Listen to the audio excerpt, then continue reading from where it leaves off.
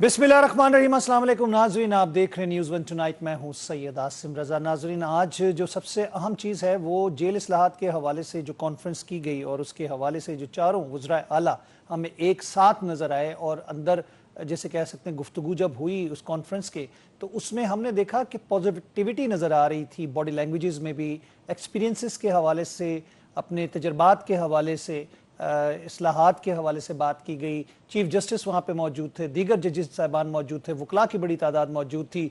तो हम ये देखते हैं कि जब पाकिस्तान के अंदर वज़ीर आला अपने एक्सपीरियंसेस शेयर करता है जेल के, यानी वज़ीर आला पंजाब ने जिस तरह वीडियो चलाई और उसके बाद अपने एक्सपीरियंसेस और अपनी तकालीफ का एहसास उन्होंने दिलाया कि हमने जेल में ये कुछ देखा, उसके बाद जो इस्लाहात के ऊपर बात की गई वो बड़ी पॉजिटिव चीज़ नज़र आती है। हमें सोहेल आफरीदी की तरफ से बड़ा अच्छा जेस्चर नज़र आया और यहाँ पे हमें कोई सियासत नज़र नहीं आई। हमें बलूचिस्तान के वज़ीर आला सरफराज भुट्टी साहब नज़र आए, उन्होंने बड़ी अच्छी गुफ्तगू की। सिंध के वज़ीर आला हमें नज़र आए, उन्होंने जो गुफ्तगू की वो बड़ी पॉजिटिव नज़र आई। तो इसका मतलब ये है कि कंसेंसस डेवलप हो रहा है पाकिस्तान की सियासत के अंदर, लेकिन साथ साथ हम इत्तेहाद भी होते देख रहे हैं सियासी जमातों के लिए। और मज़ीद आगे कश्मीर इलेक्शन की बात की जा रही है। गिलगित इलेक्शन में तो हमने सोलो फ्लाइट्स देखी सियासी जमातों की, लेकिन जो इत्तेहाद अब कश्मीर इलेक्शन के हवाले से हो रहा है उसमें वजूहात क्या हैं उस पर भी बात करेंगे। और मौलाना साहब की पीपल्स पार्टी के चेयरमैन बिलावल भुट्टो ज़रदारी से जो मुलाकात हुई, इत्तेहाद की बात हुई कराची, कश्मीर के इलेक्शन के हवाले से, और सिंध और बलूचिस्तान में हुकूमत के अंदर शामिल होने की दावत दी गई उनको। तो इसके पीछे क्या हकाइक हैं और क्या वजूहात हैं, इस पर बात करने के लिए हमारे साथ मौजूद हैं असलम गौरी साहब, तर्जुमान JUIF। अस्सलाम वालेकुम असलम गौरी साहब, आपको खुशामदीद कहते हैं। जी बहुत शुक्रिया आपका जी। वालेकुम सलाम। गौरी साहब, जो इत्तेहाद हम देख रहे हैं कश्मीर इलेक्शन की हद तक है, लेकिन हुकूमत बलूचिस्तान की और सिंध के लिए आपको दावत दे दी गई है जिसको मौलाना साहब ने शायद कबूल भी कर लिया है। तो एक तो ये बताइएगा कि कब तक आप हुकूमतों में शामिल हो रहे हैं दोनों, और दूसरा ये कि वजूहात क्या हैं कि कश्मीर के इलेक्शन में आप लोगों को इत्तेहाद की जरूरत क्यों पड़ गई? देखिए, बात यह है कि कश्मीर में हमारे यहाँ पर जो जमातें हैं वो उनका इल्हाक तो हमसे है, लेकिन वो इंडिपेंडेंट है। हमारी जमात जमीयत उलमा इस्लाम आज़ाद कश्मीर इंडिपेंडेंट है, उसके अपने अमीर हैं, उसका अपना पूरा नज़म है। अलबत्ता इल्हाक हमसे है, मुशावरत हमसे होती रहती है। तो उन्होंने फैसला किया वहाँ पर पीपल्स पार्टी के साथ मिलके चलने का, तो 2 सीटों पे सीट एडजस्टमेंट हुई है। तो उस सिलसिले में फिर हमसे बाहर राब्ता हुआ, तो चूंकि पीपल्स पार्टी भी पाकिस्तान की एक पार्टी है, तो फिर हमने भी उन्हें इजाज़त दे दी कि ठीक है, आप वहाँ की सूरत-ए-हाल को, अपने हालात को देखते हुए, जो कश्मीर के इस वक्त हालात हैं वो आपसे कोई ढके छुपे नहीं है। तो हमने कहा कि उन सब चीज़ों को मद्देनज़र रखते हुए अगर आपको इल्हाक की ज़रूरत है और मिल के ये काम करना है तो आप जो है एडजस्टमेंट कर लें। तो इस तरह से 2 सीटों पर एडजस्टमेंट JUI के कैंडिडेट होंगे और बाकी सीटों पर पीपल्स पार्टी के होंगे, हम उन्हें सपोर्ट करेंगे जी। लेकिन हुकूमतों में शामिल होने की जो बात की है बलूचिस्तान और सिंध के हवाले से, बिलावल साहब ने आपको दावत दी है, कब तक आप लोग शामिल हो रहे हैं वजारतों में सिंध की और बलूचिस्तान की? असल में देखिए, जमीयत उलमा इस्लाम एक ऐसी जमात है जिसके फैसले को शख्स नहीं करते, पार्टी फैसला करती है। पार्टी की सतह पे फैसले होते हैं और ये फैसले भी जो उन्होंने दावत दी है बहुत अच्छा है, अल्लाह ताला उन्हें जज़ा दे। अच्छी बात है, उन्होंने एक हाथ बढ़ाया आगे। और शायद आपके इल्म में है कि होगा कि जो 2024 के इंतखाबात के फौरी बाद वफाक में जब हुकूमत बन रही थी, तो इसी तरह हमें इत्तेहाद के लिए वज़ीर आज़म शहबाज शरीफ साहब ने हाथ बढ़ाया था। बल्कि आज तक वो ये कहते हैं कि हमारी ऑफर आपके पास है, आप आएँ और इसको कबूल करें। तो मसला ये नहीं होता कि अगर आप किसी को ये कहते हैं कि आप आए मेरे पास, तो इसका मतलब ये तो नहीं कि आप उसके मर्जी पे चलेंगे। हम अपनी पार्टी के अंदर फैसले करेंगे। हमारी बलूचिस्तान की पार्टी है, वहाँ जमात है, वहाँ हमारे 12 से 14 MPA हैं। तो वो बैठ के पार्टी फैसला करेगी, पार्टी खुद फैसला करेगी, फिर उसके बाद जो वहाँ से फैसला होगा अब तक आएगा, फिर उस पर हम बात करेंगे। और जहाँ तक रहेगा सिंध का मामला, सिंध में तो हम है ही नहीं, असम्बली में हम है ही नहीं, और हमें तो असम्बली से बाहर रखा जाता है सिंध की। हालांकि अगर देखा जाए तो पीपल्स पार्टी के अपोजिशन पार्टी जो है वो JUI है, और पिछले 15 साल से जब से पीपल्स पार्टी की हुकूमत है हम रोडों पे हैं। हमने अमन मार्च किए, हमने करप्शन के खिलाफ मार्च किए, तो वो सब पीपल्स पार्टी के खिलाफ ही होते रहे ना। तो जमीयत उलमा इस्लाम एक जमहूरी पार्टी है। आपको याद होगा, मैं आपको थोड़ा सा बाजी में ले जाऊं तो भुट्टो साहब की हुकूमत के खिलाफ जो तहरीक चली थी उसकी क़यादत मुफ्ती महमूद रहमुल्लाह कर रहे थे, लेकिन जब जनरल ज़िया-उल हक ने माशाल्लाह लगाया तो मोहतरमा PNA की तारीख थी वो, जब MRD बनाई, PNA तारीख जो थी वो جی پی این اے جی تحریک. بالکل. اور پھر اسی طرح جب جنرل ضیاء اللہ کی ایم آئی ڈی کی تحریک کے خلاف ایم آئی ڈی کی تحریک بنی, نصرت بھٹو صاحبہ اس وقت پیپلز پارٹی قیادت کر رہی تھی, تو مولانا فضل الرحمان صاحب ان کے ساتھ کھڑے ہوئے آپ کو نظر آئیں گے. پیپلز پارٹی کے کارکنوں نے جتنے کوڑے کھائے, میرے کارکنوں نے بھی اتنے کھائے. تو ہم تو تحریکوں میں آنے جانے والے لوگ ہیں. ہم ہمارے نظریات ہمارے سامنے, حکومتیں نہیں ہوا کرتی, اقتدار نہیں ہوا کرتا, ہمارا اپنا نظریہ ہوتا ہے, اپنے ووٹر کے مسائل ہوتے ہیں, ووٹر کی مشکلات ہوتی ہیں, اپنے کارکنوں کے مسائل ہوتے ہیں, اپنی پارٹی کی مشاورت ہوتی ہے. ہم ان چیز کو مد نظر رکھ کے آگے چلتے ہیں. آپ کو یاد ہوگا کہ ہم نے یوسف رضا گیلانی صاحب کی حکومت وفاق میں شیئر کی تھی, اس میں ہمارے پاس 2 وزارتیں تھیں, لیکن پھر بعد میں جب ہم نے دیکھا کہ ان وزارتوں سے ہم اپنے ووٹرز کے حقوق پورے نہیں کر رہے, تو ہم نے استعفے دے دیے تھے. یوسف رضا گیلانی صاحب پرائم منسٹر تھے. اسی طرح ہم اس وقت مرکز میں پرائم منسٹر تھے, لیکن صوبے میں تو ہم اپوزیشن میں تھے پیپلز پارٹی کے ساتھ. تو یہ جمہوری پارٹیوں کے اندر یہ روایت ہوتی رہتی ہے. ابھی ابتدا تو کشمیر کے الیکشن کے اتحاد سے ہو رہی ہے نا, حکومتوں میں شامل ہونے کا آپ نے کبھی فیصلہ نہیں کیا صوبائی, لیکن کشمیر کے اندر جو اس وقت صورتحال ہے, آپ لوگوں سے مشاورت اور مداخلت کے لیے وہاں کی جو بینڈ ایکشن کمیٹی ہے اس نے رابطہ بھی کیا مولانا صاحب کو. انہوں نے کہا کہ اس میں آپ بھی اپنا پولیٹیکل ویٹ ڈالیں. آپ کو لگتا ہے پیپلز پارٹی بھی اس کے اندر کام کر رہی ہے, آپ لوگ مل کے کوئی اس کا سیاسی حل نکال سکیں گے؟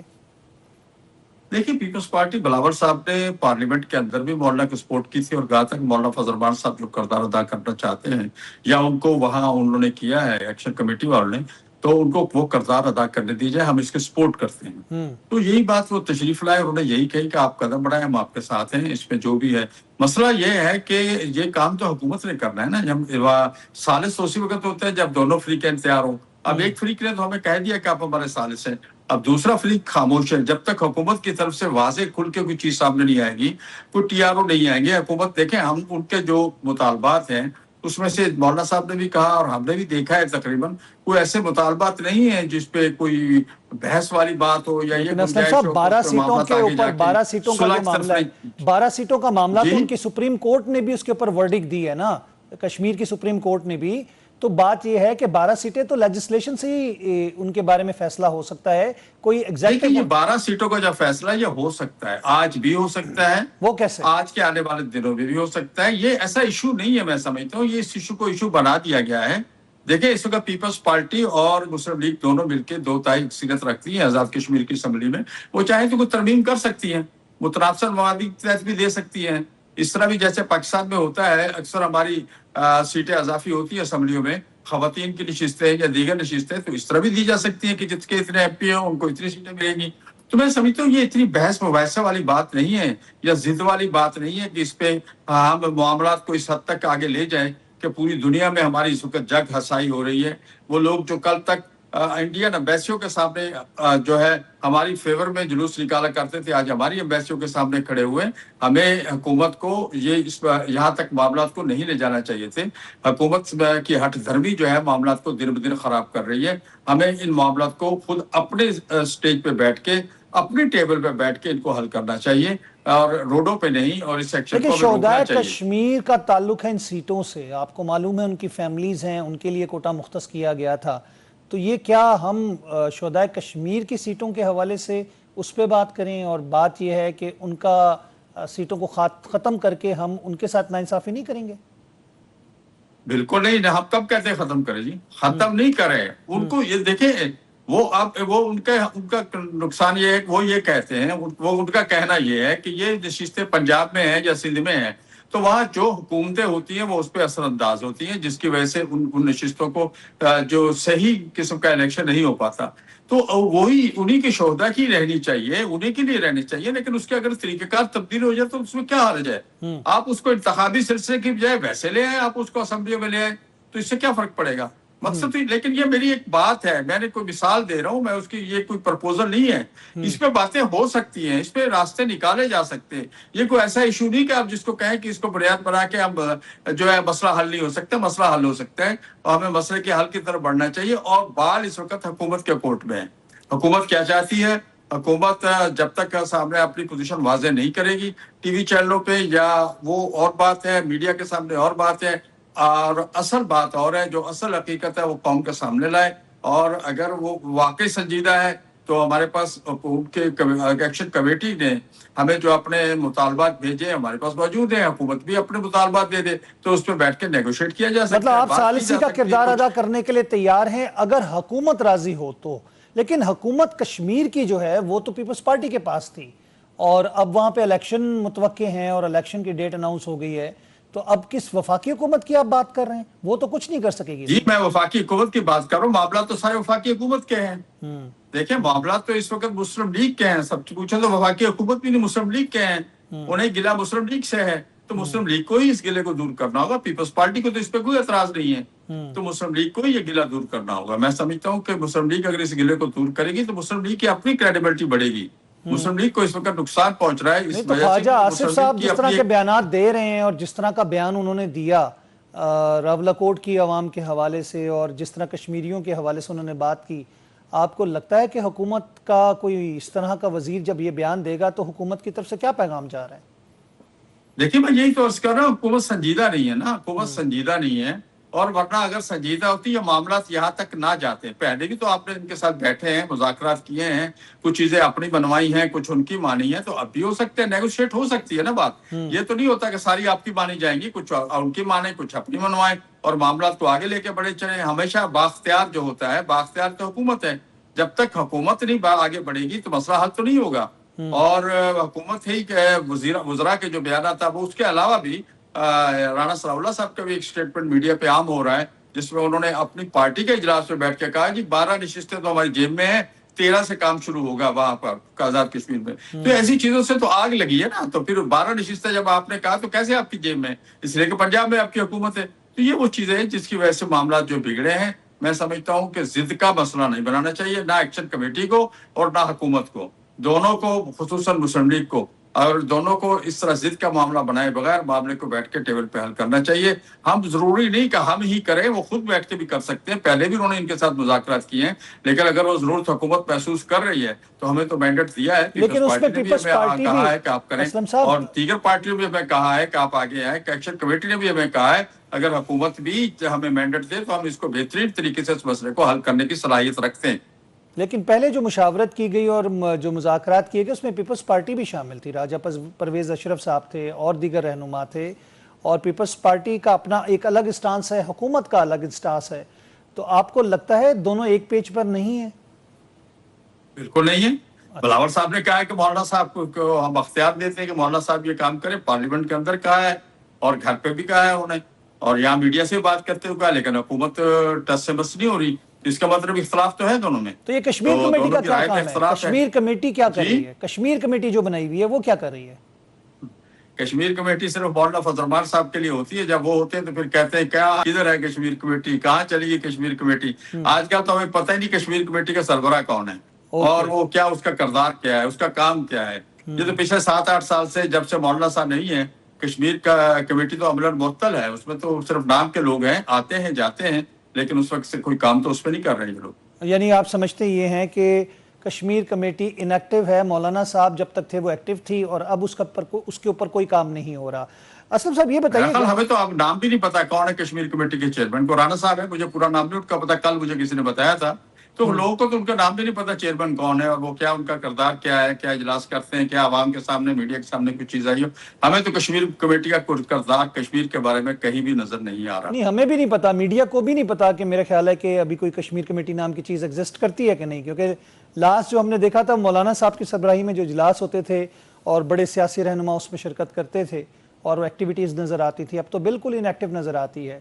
اسلم غوری صاحب بہت بہت شکریہ، تھینک یو ویری مچ، آپ نے اپنا قیمتی وقت دیا، پروگرام میں آپ ہمارے ساتھ رہے. ناظرین ہم یہاں پہ لیں گے وقفہ، اس کے بعد اپنے اگلے مہمان کے ساتھ حاضر ہوتے ہیں. ویلکم بیک ناظرین، ایک دفعہ پھر خوش آمدید کہتے ہیں آپ کو پروگرام نیوز ون ٹونائٹ میں. پروگرام کے اس حصے میں ہمیں ویڈیو لنک پر جوائن کریں ڈاکٹر قادر مندوخیل صاحب، سینئر رہنما پاکستان پیپلز پارٹی کے. مندوخیل صاحب آپ کو خوش آمدید کہتے ہیں. Thank you. مندوخیل صاحب، آج اسلام آباد میں جو ہم نے عدالتی جو ایک سیمینار تھا جیل اصلاحات کے حوالے سے، اس میں دیکھا کہ چاروں وزراء اعلیٰ شریک ہوئے اور بڑا اچھا ایک ماحول تھا جس کو ہم نے دیکھا کہ کنسنسس ڈیولپ ہو رہا ہے پاکستان کے اندر، بشمول کے پی کے وزیر اعلیٰ، پنجاب کی وزیر اعلیٰ، سندھ کے وزیر اعلیٰ، اس کے علاوہ بلوچستان کے وزیر اعلیٰ بھی وہاں پہ موجود تھے. اپنے اپنے ایکسپیرینسز کے ساتھ اس میں اصلاحات کی تجاویز بھی دی گئیں اور عمل درآمد کی بھی بات کی گئی. سب سے پہلے تو آپ یہ بتائیں اس کو کیسے دیکھتے ہیں آپ؟ جی بہت اچھا، کیونکہ میرا تو پسندیدہ ٹاپک ہے اور اس پہ میں بہت کام بھی کر چکا ہوں. 1999 میں سندھ ہائی کورٹ میں نے اس کے لیے پٹیشن داخل کی ہے کہ بلوچستان میں پنجاب میں چلڈرن ایکٹ 1983 کا ہے، سندھ میں 1955 کا ایکٹ موجود تھا. پختونخوا اور بلوچستان میں سرے سے بچوں کے حوالے سے قانون نہیں تھا. تو پھر پہلی مرتبہ جب میں نے کورٹ میں پٹیشن داخل کیا تو جنرل مشرف کے دور میں پھر یہ انٹروڈیوس ہوا جوینائل افینڈر ٹریننگ سکول 2000 کے نام سے، جو پورے پاکستان میں یکساں ہو گیا. تو اس حوالے سے میں جیل کمیٹی کا، جیل ریفارمز کمیٹی کے جوڈیشل کمیشن کے ساتھ 10 سال ممبر بھی سندھ رہا ہوں. تو میرا تو پسندیدہ ٹاپک ہے بحیثیت ایک سوشل ورکر. مندوخیل صاحب، اگر ہم دیکھیں تو آصف علی زرداری، صدر آصف علی زرداری نے بھی 12 سال تقریباً جیل کاٹی. مریم صاحبہ نے بھی اپنے جیل کے ایکسپیرینسز شیئر کیے. انہوں نے اپنی والدہ کی وفات کے اوپر انہوں نے کہا میں ان کا چہرہ نہیں دیکھ سکی، وہاں پہ پہنچ نہیں سکی. پھر جو تکالیف صحبتیں انہوں نے اٹھائیں، ان تمام ایکسپیرینسز کو رکھتے ہوئے جیل کے اندر اصلاحات کے حوالے سے جو بات کی جا رہی ہے، آپ نے جس طرح جوونائل کے حوالے سے بات کی، بلوچستان کی بات کی، اسی طرح اور دیگر مسائل ہیں، صحت کے، حفظان صحت کے اصولوں کی بات کی جائے، کیپیسٹی سے زیادہ مجرموں کو یا قیدیوں کو قید کرنے کی بات کی جائے، جو کہ ہم دیکھ رہے ہیں اڈیالہ جیل یا دیگر جیلوں کے اندر یہی معاملات ہیں. تو اس سے تو میرے خیال سے کہ بہت ساری چیزیں جو ہیں وہ ٹھیک ہوتی نظر آئیں گی اگر ہم ان پہ جو آج باتیں ہوئی ان پہ عمل درآمد کر لیں تو. دیکھیے ایک بڑی وجہ یہی ہے، اگر میں آپ کو اسلام آباد کا حوالہ دوں کہ ہمارے کیپٹل اسلام آباد میں پہلی مرتبہ ایک جیل بننے جا رہا، ابھی مکمل نہیں ہوا ہے. جو قیدی ہوتے تھے یا ہے وہ اڈیالہ جیل میں یا دوسرے جیلوں میں ہوا کرتے ہیں. کراچی میں جب سے میں نے اوش سنبھالا ہے، ایک لانڈی جیل جس کو ملیر جیل کہتے ہیں اور ایک سینٹرل جیل کراچی ہے، اس کے علاوہ کوئی جیل ہی نہیں ہے. اور ایک زمانے سے جب سے میں نے اوش سنبھالا ہے یہ جیل موجود ہے انگریز کے دور سے.